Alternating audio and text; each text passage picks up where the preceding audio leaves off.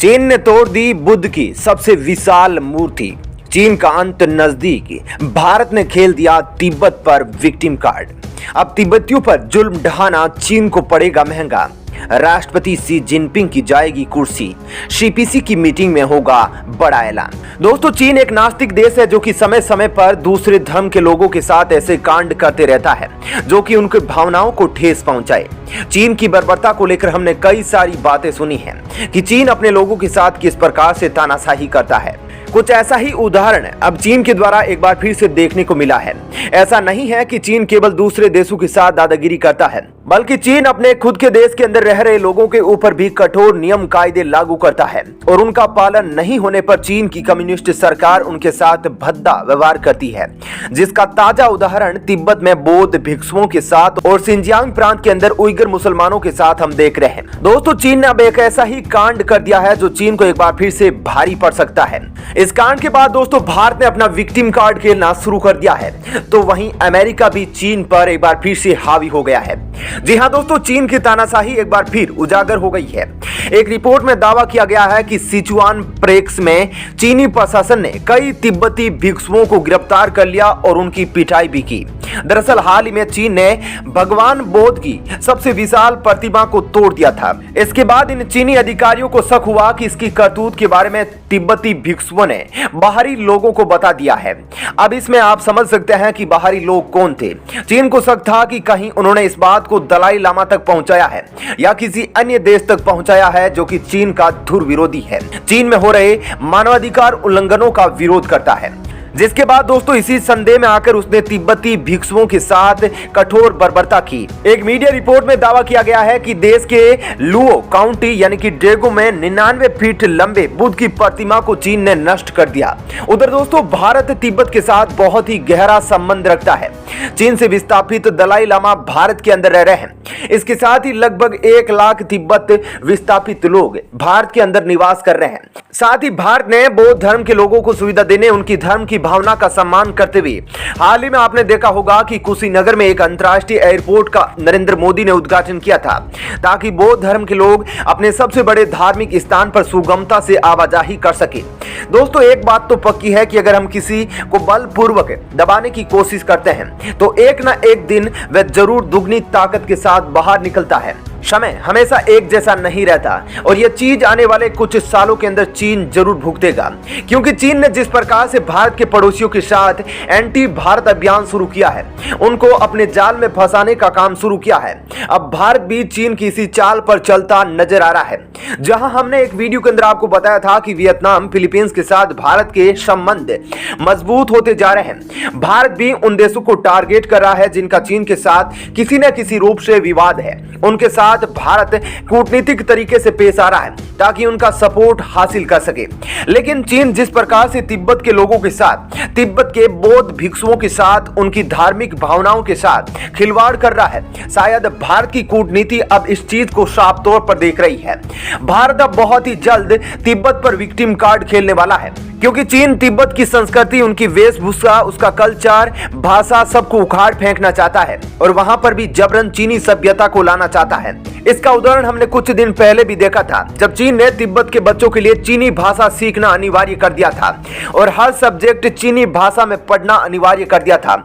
ऐसा नहीं करने पर बच्चों को कठोर कार्रवाई भुगतने का ऐलान किया गया था। इसके उल्टा दोस्तों भारत तिब्बत के लोगों की भावनाओं का सम्मान करता है।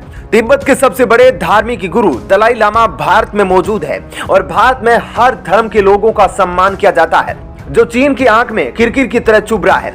भारत अब तिब्बत के लोगों के मन के अंदर एक सॉफ्ट कॉर्नर बनाना चाहता है, जो कि आने वाले समय के अंदर एक भयंकर ज्वालामुखी का रूप लेकर चीन के खिलाफ फूट सके।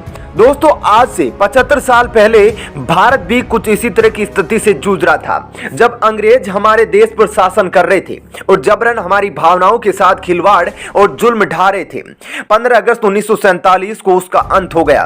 तो शायद चीन किस खेत की मूली है। उन अंग्रेजों के तो साम्राज्य में कभी सूर्यास्त भी नहीं होता था। ऐसे में आने वाले टाइम के अंदर तिब्बत के अंदर एक भयंकर विद्रोह देखने को मिल सकता है, जो कि सिंजियांग प्रांत के अंदर दबाने के बाद भी बुलबुलों की तरह हमेशा उइगर मुसलमानों के रूप में फूटता रहता है। ऐसे में दोस्तों भारत ने दलाई लामा को अपने देश के अंदर शामिल करके चीन के खिलाफ एक बड़ी चाल तो चल रखी है। साथ ही दलाई लामा के सहारे अब भारत तिब्बत के लोगों के अंदर एक ऐसा स्थान प्राप्त करना चाहता है जो कि चीन के लिए अंगारा बन सके। इसका उदाहरण दोस्तों हमने आपको एक वीडियो के अंदर भी बताया था कि कैसे भारत ने अरुणाचल प्रदेश के अंदर आर्मी के लिए एक ऐसा विश्वविद्यालय खोल रखा है जहां पर आर्मी के जवानों को उस प्रकार से ट्रेनिंग दी जाएगी कि वो जब तिब्बती क्षेत्र में हो तो वो तिब्बत की वेशभूषा, तिब्बत की भाषा, तिब्बत का धर्म और सब कुछ के बारे में जान सके और तिब्बत के लोगों के बीच घुल मिल सके। ऐसे में दोस्तों चीन जिस प्रकार से तिब्बत में कांड कर रहा है, तिब्बती सूत्रों के हवाले से रेडियो फ्री एशिया ने अपनी रिपोर्ट में बता दिया है कि चीनी अधिकारियों ने दिसंबर के महीने में इस मूर्ति को यह कहते हुए नष्ट किया था कि यह काफी ज्यादा लंबा है। रिपोर्ट में यह भी बताया गया है कि स्थानीय तिब्बती भिक्षुओं को जबरन इस कार्रवाई को दिखाया गया। दरअसल चीन तिब्बत की राष्ट्रीय संस्कृति को जड़ से उखाड़ कर फेंकना चाहता है और इसी अभियान के तहत उसने ऐसा किया है। दोस्तों सूत्रों के हवाले से खबर आई है कि ड्रागो के गार्डन गम्याल मठ से अब तक 11 भिक्षुओं को चीन ने गिरफ्तार किया। इन सभी पर आरोप है कि इन्होंने प्रतिमा को नष्ट करने की वीडियो और फोटो दूसरे क्षेत्र के लोगों के साथ शेयर किए हैं। यह बात भी निकलकर सामने आई है कि इनकी बेरहमी से पिटाई की गई है और जेल में इन्हें खाना तक नहीं दिया गया। एक भिक्षु की इतनी पिटाई की गई, उनकी एक आंख पर गंभीर चोट आई है। चीन की इस कठोर कार्रवाई के बाद दोस्तों अमेरिका ने भी विरोध किया है। अमेरिका के एक मानवाधिकार कार्यकर्ता सोफी रिचर्डसन ने बुद्ध मूर्ति को तोड़े जाने पर तिब्बती भिक्षुओं के साथ चीन के अत्याचार को बताया है और चीन इस धर्म के लोगों के साथ नफरत करता है, यह दिखाया है। दोस्तों चीन का इस कांड के पीछे एक कारण यह भी है कि वह भारत को दिखाना चाहता है कि वह तिब्बत के सबसे बड़े धर्म गुरु को चाहे अपने देश में छुपाकर क्यों ना बैठे, लेकिन चीन तिब्बत की संस्कृति को जीवित नहीं रहने देगा। आपको पता है कि 2022 से चीन के वर्तमान राष्ट्रपति शी जिनपिंग के लिए बहुत ही इंपॉर्टेंट साल है। जिनपिंग की कुर्सी या तो जाएगी या फिर वे एक बार फिर से माओ की तरह चीन की सत्ता पर काबिज होंगे।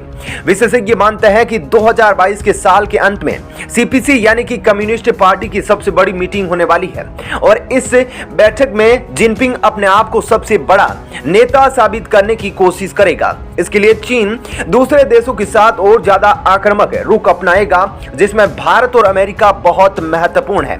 इन देशों के साथ जिनपिंग और ज्यादा बड़ी कार्रवाई करने की कोशिश करेगा ताकि चीन के अंदर उनकी छवि को और ज्यादा मजबूती मिले और पार्टी उन्हें माओ के बराबर दर्जा दे सके।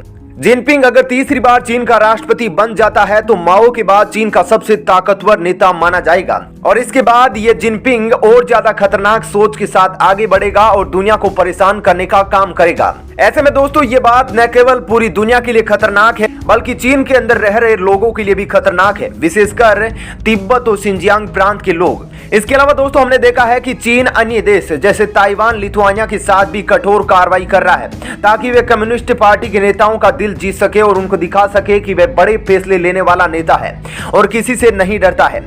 इसलिए चीन लगातार कठोर कार्रवाई की धमकी देता रहता है। हालांकि भारत के साथ जिनपिंग की दाल गल नहीं पा रही है, क्योंकि जहां जिनपिंग अपने देश का शेर है तो भारत का नरेंद्र मोदी दुनिया के अंदर एक दहाड़ता शेर है जिसने अपने रुतबे की छाप अमूमन सभी देशों के अंदर छोड़ रखी है। ऐसे में दोस्तों आपका इस खबर पर क्या कहना है, कमेंट सेक्शन में जरूर बताइएगा।